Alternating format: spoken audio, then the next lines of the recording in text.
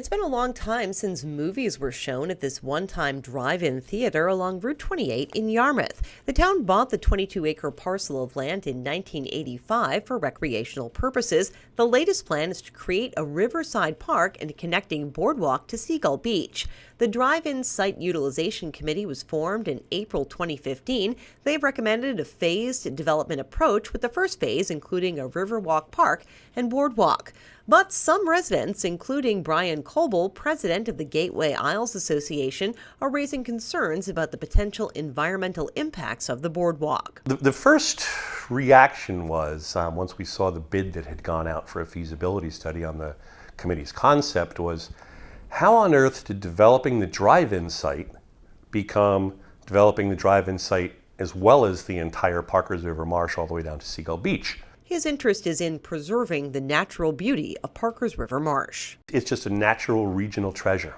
And there's not much left in South Yarmouth, if at all, in terms of land of this quality and beauty that needs to be preserved. And I think, preservation requires a certain level of advocacy for that. But the actual building of the boardwalk to, basically dissect the marsh, how are you going to police it? If there's pollution and all, how's that going to be picked up and monitored? So there's definitely an impact of the boardwalk itself on the marsh. Then if you look at it from the perspective of the natural wildlife here, I think the term that one of our residents, who is a former park ranger in Colorado, he says it's called human pressure. Okay, so if there were a boardwalk and people walking up and down it all the time, the natural response of animals is to move further away. But if you look at how this marsh is situated, there's no room for that. Coble has gathered signatures to place an item on the spring town meeting warrant. Town meeting, again, scheduled, I think the exact date is May 5th. What has to happen from here forward is the committee needs to summarize their recommendations. The selectmen need to review that, decide their position, and then either take it forward to town meeting or not.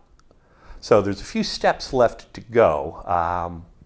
To prepare for that, I filed a warrant article with the town to make sure that I get the chance, with some experts from our community here, to address the selectmen specifically on our side of the discussion. And at that point, it's up to the selectmen and then ultimately up to the voters. The homeowners here are quite active, and we have quite a few people, again, from both sides of the marsh, other parts of Yarmouth, that are very concerned about the development from two primary perspectives. As we've discussed, the environmental impact, but also the tax impact. So what we've done to spread the word is we've had, I think, very vociferous opposition at the town meetings, especially the committee meetings. We have our own website that has published our views for anyone to see from day one.